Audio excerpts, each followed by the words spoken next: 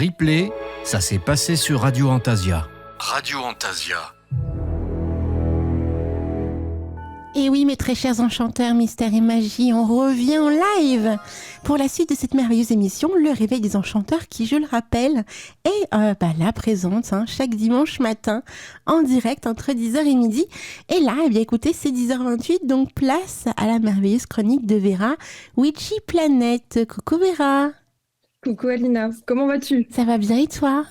Eh ben écoute, ça va bien, merci. Oui, alors j'ai reçu ton joli plan. D'ailleurs, au passage des enchanteurs, si vous voulez le plan de Vera, c'est très simple. Il suffit de lui écrire un petit mail, vera@radioantasia.fr. Et dans ton joli plan, qui fait quand même 10 pages, les enchanteurs, donc vous verrez, il y a de quoi faire. Tu nous ouvres les portes autour de la citrine, qui est aussi appelée la pierre du soleil. C'est magnifique.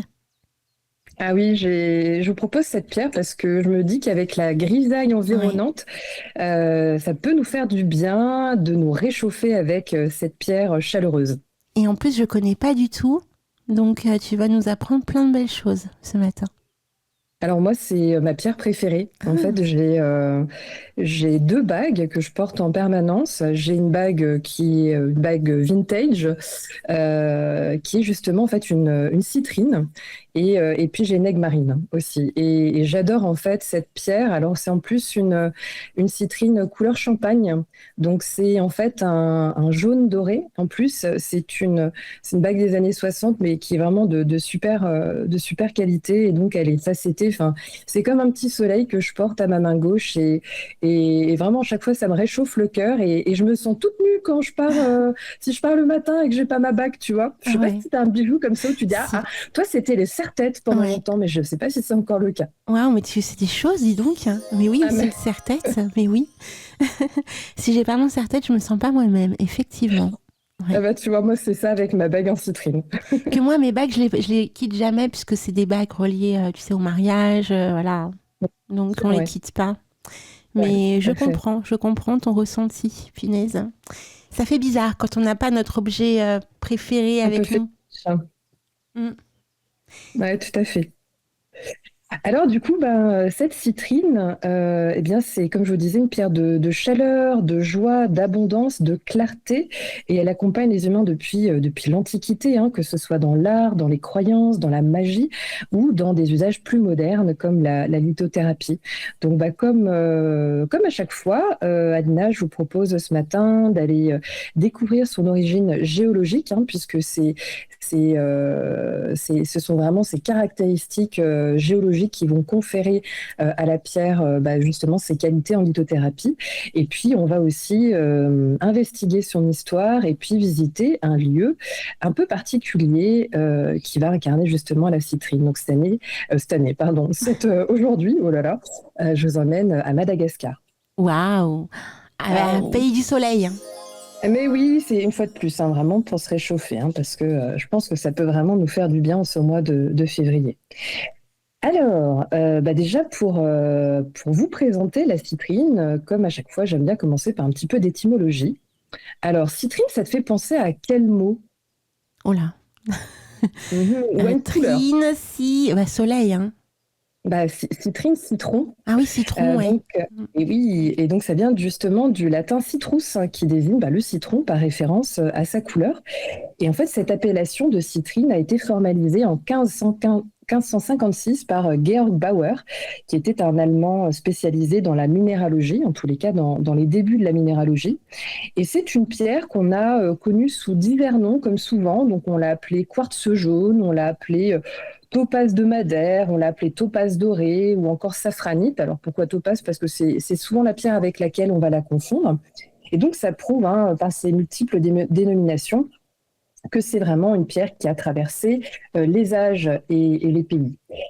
Donc, la citrine, c'est quoi? C'est une variété de quartz, donc qui appartient au système cristallin trigonal, comme on dit, comme l'améthyste d'ailleurs, comme le quartz fumé. Et sa couleur jaune, alors ça va aller du jaune très pâle jusqu'à un jaune foncé presque orangé, est due à la présence de fer oxydé au cœur de sa structure. Donc c'est une pierre qui est plutôt dure, hein, puisqu'elle est au niveau 7 de l'échelle de Mohs, ce qui fait que c'est une pierre qui est assez prisée en bijouterie, parce que du coup elle est assez résistante. Voilà, et puis donc au niveau de sa transparence, ça va de transparente à translucide. Alors, au niveau de sa formation naturelle, en fait, la citrine, c'est une pierre qui est assez rare. Elle est assez rare parce que son processus est assez rare. En fait, elle va se former dans des géodes volcaniques, c'est-à-dire que quand il y a des éruptions, eh bien, la lave refroidie va créer des cavités creuses. Et avec le temps, de l'eau très très chaude, riche en minéraux, dont en fer, va refroidir, ce qui va en fait faire cristalliser du silice, ce qui va créer du quartz. Et comme il y a du fer, eh bien, ce quartz va devenir jaune, d'où la citrine. Elle va aussi se former dans ce qu'on appelle des pegmatites. Donc ça, c'est quand un magma assez ancien va refroidir très très lentement et va du coup cristalliser sur des structures, des structures de roches assez grandes, ou alors dans le cadre de veines hydrothermales. Donc là, c'est bien de l'eau qui va être réchauffée par le magma, qui va circuler dans des fractures de roches, et ça va cristalliser, donc créer de la citrine. Voilà, c'est des processus évidemment très très longs. Et on raconte que les citrines naturelles qui sont issues du Brésil sont parfois surnommées lumière fossile parce qu'on a l'impression que eh bien, l'éclat solaire s'est figé dans le temps et comme ce sont des gisements qui datent de plusieurs millions d'années, voilà, c'est assez poétique d'imaginer que ce sont des capsules de lumière solaire emprisonnées. Alors, au niveau des gisements, comme je le citais, le gisement majeur en citrine naturelle, c'est au Brésil, notamment un endroit qu'on appelle Minas Gerais, donc les mines générales. Le Brésil, c'est le principal exportateur, tant au niveau des pierres brutes que des gemmes qui sont destinées à la joaillerie. Mais on va en trouver aussi en Europe, en Allemagne, en Autriche, en Espagne, en Tchéquie, et également aux États-Unis, en Californie, et en Russie, et bien sûr à Madagascar, mais ça, je vous le garde pour un petit peu plus tard. Alors, comme je vous disais, c'est un processus de formation assez rare. C'est une pierre assez rare. La citrine naturelle, en fait, on va en trouver pas mal sur le marché, mais bien souvent, il s'agit d'améthystes chauffés dans des fours, puisqu'en fait, l'améthyste, donc qui est de couleur violette, quand on va la chauffer, d'ailleurs, quand vous la mettez au soleil direct, hein, elle va perdre de sa couleur, elle va jaunir. Et bien, quand on va la chauffer dans des fours, ça va justement ressembler très fortement à la citrine. On va pouvoir faire ça aussi avec du quartz fumé.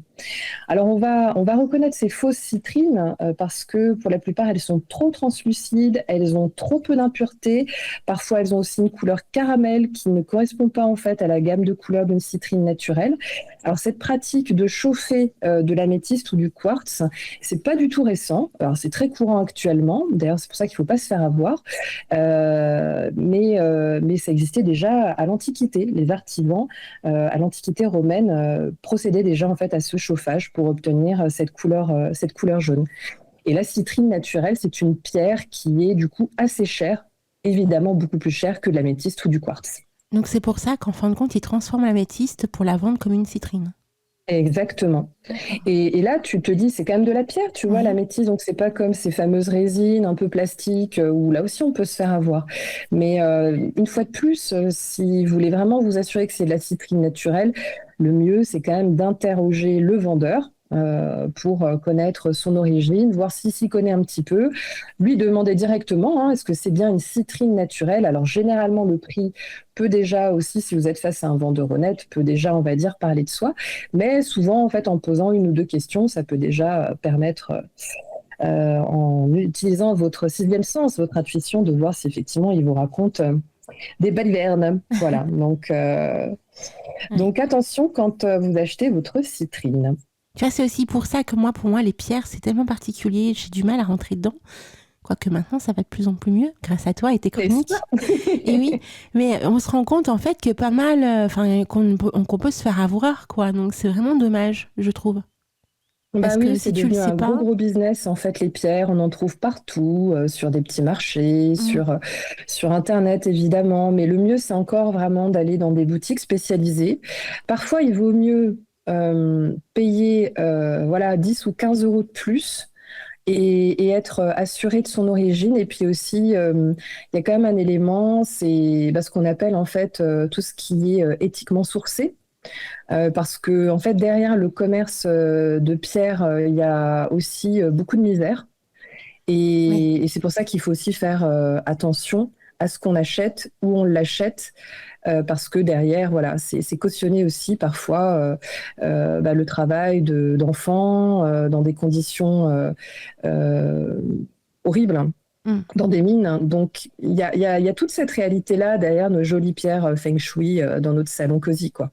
Ouais, Mm. forcément. Mais oui.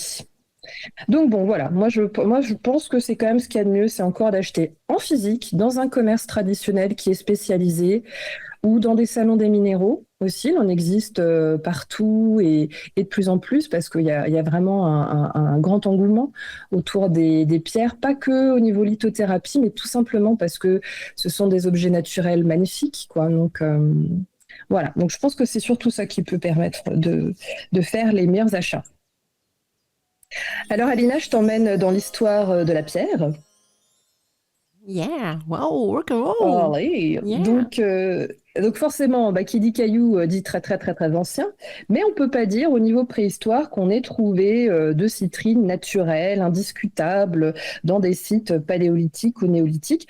On a retrouvé des quartz jaunes ferrugineux, donc on est très très proche, hein, de la citrine, mais pas forcément, on va dire, de citrine en tant que telle. Néanmoins, ces pierres jaunes, on peut imaginer qu'ils étaient déjà liés à des rites solaires, à des rites funéraires, à des pratiques symboliques de lumière et de protection. Voilà. Donc quartz jaune ou citrine égale énergie solaire déjà à l'époque. Mais c'est vraiment au moment de l'Antiquité que va apparaître la citrine clairement.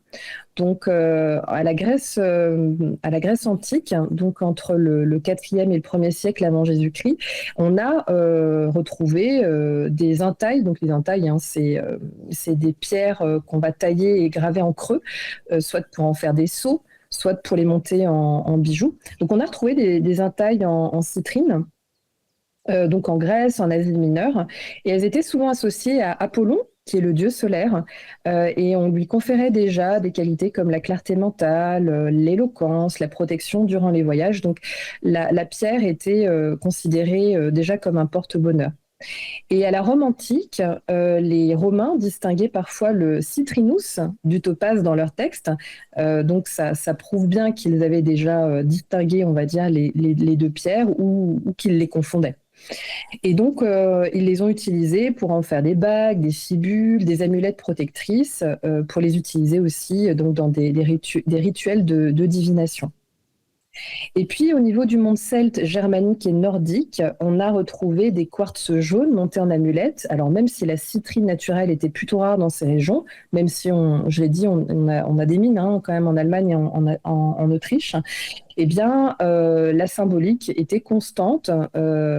Ça symbolisait le courage, la force, la protection solaire. Voilà, donc c'est des usages qui font déjà écho à ce qu'on attribue aujourd'hui à la citrine en termes de lithothérapie. Et ce qui est intéressant, c'est qu'au Moyen Âge, eh bien, donc à partir du XIIe siècle, cette pierre va apparaître clairement dans les inventaires européens. Et on va d'ailleurs lui donner un nom original, puisqu'on va l'appeler la pierre des marchands, ce qui prouve qu'on lui attribuait la capacité d'attirer la richesse, de favoriser les transactions, de clarifier aussi l'esprit. Donc c'est un terme qui a été attesté dans les régions germaniques et italiennes. Et puis à la Renaissance, donc entre le XVIe et jusqu'à l'époque moderne, le XVIIIe siècle, la citrine va continuer à susciter l'intérêt. On va l'utiliser dans des parures de bijoux, dans des poignées d'armes, voilà. Et ça va être le cas encore au XIXe siècle, à l'époque victorienne. Et puis à cette époque-là aussi, c'est avec l'essor de la minéralogie, et c'est là qu'on va vraiment distinguer la citrine du quartz fumé et de l'améthyste, quartz fumé que j'aime beaucoup aussi d'ailleurs comme pierre. Et au XXe siècle, la citrine, elle va être énormément plébiscitée au niveau de l'art déco. Donc des maisons joaillères comme Cartier, comme Boucheron, comme Van Cleef & Arpels vont l'utiliser justement pour sa couleur chaude, voilà, dans des bijoux et divers objets. Et c'est à ce moment-là, au XXe siècle, que le Brésil va devenir le principal producteur mondial. Et au XXIe siècle, évidemment, avec l'essor du New Age, eh bien, la citrine va faire son entrée dans la lithothérapie et elle va aussi être largement utilisée au niveau du Feng Shui. Voilà. Et puis le Brésil et Madagascar, dont on va parler, donc, vont constituer donc toujours les deux sources majeures pour cette pierre. Voilà pour le petit épisode historique concernant la citrine. Alors, ce que je te propose maintenant, Alina, c'est de partir justement en voyage à Madagascar. Oh là là, au soleil, les amis, au soleil. On a besoin de soleil. Oui, au soleil. J'aurais dû mettre des chansons sur le soleil. J'ai pas pensé, mais oui. Ah bah écoute, enfin déjà rien que la chanson, rien que les chansons, moi ça me réchauffe, quelle qu'elle soit. Donc, mais c'est vrai que mais Madagascar, alors je n'y suis jamais allée personnellement, mais c'est vrai que ça a l'air vraiment magnifique. Alors, Madagascar, on l'appelle l'île Monde, on l'appelle aussi l'île continent ou la grande île, parce que, et ça moi je le savais pas du tout, mais c'est la 5e plus grande île au monde. Donc, elle fait 1580 km de long, elle est large de 580 km et c'est la 5e plus grande île derrière l'Australie, le Groenland, la Nouvelle-Guinée, Bornéo. Et on l'appelle aussi comme ça parce que elle contient en fait une extraordinaire diversité d'écosystèmes. Vous allez avoir une terre très contrastée avec des plateaux volcaniques rouges, des forêts très denses, des mines. Voilà. Et donc c'est vraiment une très belle, c'est vraiment un très bel endroit, semble-t-il. Et c'est au cœur des hautes terres centrales, donc entre Antananarivo et Antsirabe, qu'on va justement retrouver ces mines de citrine naturelle. Alors là-bas, la citrine, elle est connue sous le nom malgache de Vato Masoandro, donc ce qui veut dire pierre du soleil. Et c'est une pierre qui va justement trouver sa place dans la magie malgache. Alors, la magie malgache, je ne sais pas si toi tu connaissais, Alina. Moi, je ne connaissais pas du tout. Et d'ailleurs, j'ai eu un peu de mal à trouver des sources parce que finalement, c'est assez, assez confidentiel. Et puis bon, ça reste vraiment périmétré sur cette île-là. Donc, on ne parle pas du vaudou, on ne parle pas de choses plus étendues, entre guillemets. Même si d'ailleurs, il y a beaucoup de parallèles à faire avec le vaudou. Et donc, la magie malgache, là-bas, s'appelle Fombagavi. Et c'est l'un des systèmes spirituels les mieux préservés de l'océan Indien. Donc ça fait partie donc de traditions qui vont mêler guérison, divination, relation aux ancêtres et usage d'objets sacrés. Et dans ce contexte, eh bien, les pierres, dont la citrine, qui fait partie donc du paysage de l'île, va occuper une place importante. Et donc, les acteurs de cette magie malgache s'appellent les Ombiasi. Alors, ça s'écrit Ombiasy pour ceux qui voudraient creuser. Et ce sont des figures essentielles de cette tradition qui était présente déjà depuis l'époque des premiers peuples qui s'appelaient les Wasimba à Madagascar. Et donc, ce sont un petit peu comme nos druides, quoi. Alors, pardon, je fais le parallèle, hein, mais en fait, ce sont des chamans, tout simplement. Oui. Qui étaient donc, et qui sont toujours, parce qu'il y en a toujours, qui sont des guérisseurs traditionnels, des astrologues, des maîtres des plantes et des minéraux, et les médiateurs entre les vivants et les ancêtres. D'accord. Après, je ne suis pas surprise qu'ils utilisent beaucoup les pierres dans leur magie, parce que quand on voit un petit peu à quoi ressemble cette île, alors je n'y suis jamais allée, hein, mais quand on fait quelques recherches, on voit quand même que c'est une île remplie de roches, tu sais. Oui, complètement. La pierre règne en maître, en fait, sur cette île, donc c'est pas surprenant. Tout à fait. Et donc, du coup, ces guérisseurs mages, eh bien, ils vont être sollicités pour attirer la chance, pour protéger les troupeaux pour accompagner les rituels de guérison et puis aussi pour faire le lien avec justement les esprits des premiers habitants de l'île, donc les fameux Vasinba. Et ces zombiasis, ils vont utiliser donc des outils, des pratiques qui vont mêler des pierres, des plantes, des prières, des chants, des talismans pour justement rétablir l'équilibre entre le corps, l'esprit et les forces de l'invisible. Et donc, ils vont notamment utiliser des talismans qu'ils appellent des O10, donc O-D-Y, S si c'est au pluriel. Et c'est souvent en fait des cornes de zébu qui vont être, mais pas que, mais c'est souvent ça, des cornes de zébu qui vont être remplies de différents objets. Alors ça peut être des plantes séchées, des coquillages, des pierres évidemment, du tissu, des symboles gravés ou noués. Et ces talismans, on va les porter sur soi ou on va les mettre dans sa maison. On va l'utiliser lors de rituels pour se protéger du mauvais œil en particulier, mais aussi, voilà, de manière générale, attirer la prospérité et puis les bonnes énergies, quoi. Donc voilà pour ce petit lien entre la pierre du jour et puis une pratique chamanique, magique dans cet endroit vraiment enchanteur qui est Madagascar. Alors si ça te va, Lina, maintenant je vous emmène découvrir ses qualités en lithothérapie. Mais bien évidemment, ma très chère Vera. Et au passage, les enchanteurs, sur le chat, je vous ai mis une photo qui s'appelle la forêt des pierres. C'est un des lieux magnifiques à Madagascar. Donc si vous jamais voulez voir un petit peu la photo, vous pourrez voir, effectivement. Ah, génial. Écoute, ça, j'en avais même pas connaissance. Donc, tu vois, comme quoi, il y a plein de choses à creuser. Complètement. Plein de choses à creuser, ouais, autour du sujet de Madagascar. Alors, comme on disait, c'est la pierre du soleil intérieur, la citrine. Et comme je vous l'explique à chaque fois, depuis qu'on a commencé en fait cette thématique de chronique, la pierre va tirer ses propriétés énergétiques directement de ce qu'elle est géologiquement, c'est-à-dire de sa formation, de sa structure, de sa couleur. Et c'est ça vraiment le message qu'il faut retenir, on va dire, quand on cherche à comprendre un petit peu la lithothérapie. Alors, la citrine, elle se forme dans la chaleur, comme je vous l'expliquais précédemment.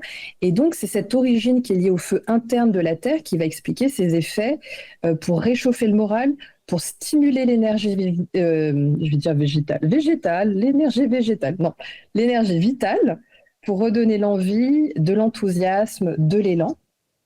Ensuite, sa couleur, qui est donc liée à l'oxydation du fer, qui va lui donner cette teinte jaune clair, miel doré, va symboliser donc universellement la joie, la lumière, la confiance, la prospérité.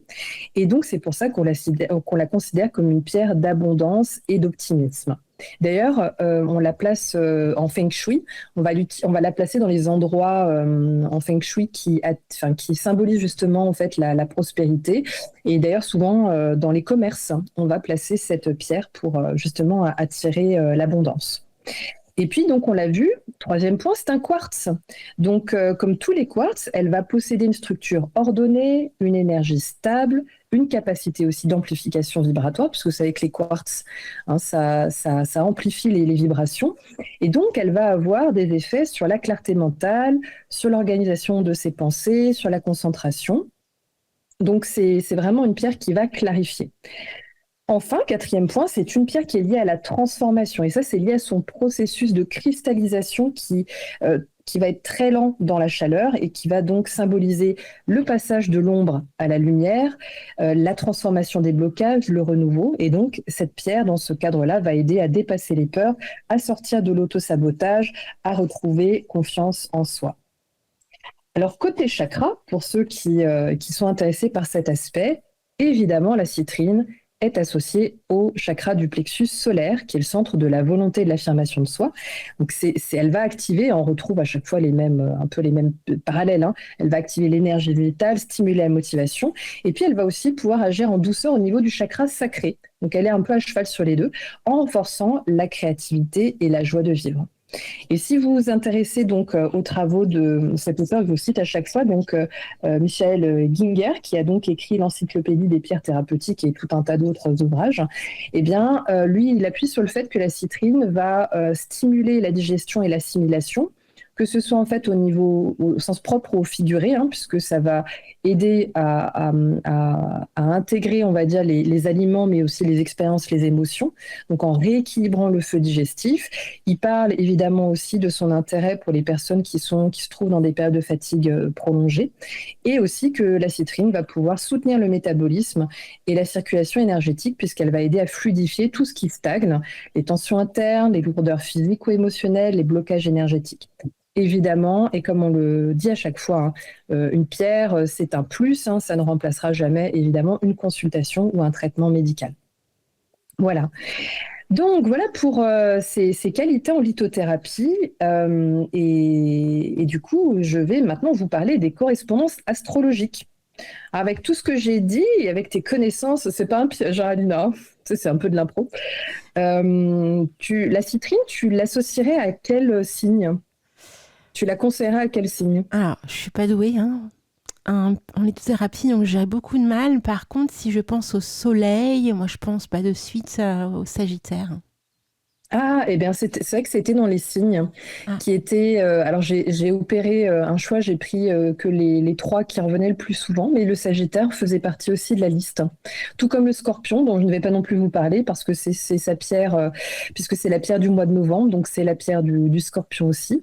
Et du coup, pourquoi oui, Sagittaire pour le côté feu, quoi, hein. ah ouais, puis ben, aventure, donc Ouais. Madagascar, donc voilà, soleil. Enfin, c'est un signe qui rayonne en fait, hein, c'est un signe Ouais. hyper. Après, il y a le lion aussi, hein, c'est sûr. Oui, oui. Ouais, tout C'est à fait. naturel, le lion. On cherche même pas à comprendre. Mais si je me dis que je dois creuser, puis en plus je suis ascendant Sagittaire, donc ça me parle bien. Donc ouais, je Moi, dirais c'est mon signe Sagittaire. lunaire, hein. C'est mon signe Ah, lunaire, Sagittaire. Ouais. Mm. donc tu vibres intérieurement côté aventure, hein. Oui, oui, oui. Ah bah, c'est le feu, c'est le feu intérieur, Intérieur. ouais. Ouais, Complètement, ouais, ouais, ouais. complètement. Oh là là, c'est beau. Donc ouais, je dirais Sagittaire, hein, franchement. Puis, en plus, tu vois, j'imaginais pas le Scorpion par contre. Mais si Ben, c'est la transformation, ouais, c'est ça. Ouais. donc c'est Et pas alors étonnant. après, une pierre finalement peut aller à tous les signes et va apporter quelque chose de différent finalement à chaque fois, hein, à chaque signe. Mais c'est vrai que dans les trois que j'avais retenus, le lion faisait évidemment partie. Alors c'est vrai que c'est comme tu le disais, hein, c'est un signe qui est solaire et la citrine va amplifier justement en fait son rayonnement de manière harmonieuse en lui permettant d'affirmer sa confiance sans écraser les autres, de renforcer sa créativité et sa joie communicative. Donc le lion, aussi le bélier, signe de terre, parce que le bélier, c'est un signe de terre. C'est terre ou c'est feu, Il me semble que bélier? c'est feu, mais C'est feu, hein, c'est hmm. feu, oui, oui, oui. Donc signe de feu impulsif, moteur, courageux. Et la citrine va justement l'aider à canaliser son énergie sans brusquer, de clarifier ses décisions pour éviter la précipitation, de renforcer sa confiance sans tomber dans l'impatience, parce que le bélier est souvent impatient. Voilà. Et troisième signe pour lequel la citrine est intéressante, c'est le poisson. Euh, Parce que la citrine, avec ce côté justement quartz, hein, clarification, va lui permettre de dissiper la confusion, donc de lui apporter de la clarté émotionnelle, va aussi soutenir sa créativité intuitive, et puis va apporter un rayonnement doux pour réchauffer son hypersensibilité. Donc voilà, j'ai choisi ces trois-là, mais effectivement, le Sagittaire revenait également, et le Scorpion. Alors, pour finir, le pratico-pratique, comment est-ce qu'on peut utiliser la citrine dans son quotidien? Alors déjà, vous pouvez l'utiliser sur vous. Voilà, ça va vous apporter toutes les choses qu'on évoquait précédemment, hein. Donc, vous pouvez l'utiliser en bijoux, bagues, bracelets, pourquoi pas collier. Vous allez pouvoir l'utiliser aussi au travail, avoir une petite pierre, une petite géode, une petite pierre roulée posée sur votre bureau pour la concentration. Vous pouvez l'utiliser aussi dans votre poche lors d'un brainstorming, quand vous recherchez justement des idées, de la créativité. Vous allez pouvoir la placer aussi à l'entrée de votre maison pour attirer l'abondance, la prospérité, l'énergie positive de manière générale. Ben, justement, côté argent et projet, en glisser une petite dans votre portefeuille, dans votre sac à main ou dans une boîte d'intention. En méditation, en la plaçant sur donc le plexus solaire pour justement raviver votre vitalité et même au niveau sommeil de manière ponctuelle. Ça peut sembler un peu étrange, mais on peut l'utiliser, alors peut-être pas trop près de votre tête si vous êtes sensible aux énergies, mais en tous les cas, par exemple, voilà, sur une table de chevet ou quelque part dans la chambre, parce que ça va vous permettre de, comment dire, d'avoir un sommeil qui vous régénère. D'ailleurs, j'ai lu qu'on pouvait aussi l'utiliser lors de la sieste pour vraiment avoir un bon coup de fouet après la sieste. Et puis pour l'entretenir, notre citrine, eh bien, on le dira jamais assez, le meilleur des nettoyages, c'est l'eau claire. Alors sauf bien évidemment pour les pierres hydrofuges comme la sélénite, mais voilà, vous la passez quelques secondes, une bonne minute sous l'eau. Ou alors de la fumigation à la sauge de votre jardin, pas la sauge d'Amérique ni du Palo Santo parce que écologiquement c'est pas génial.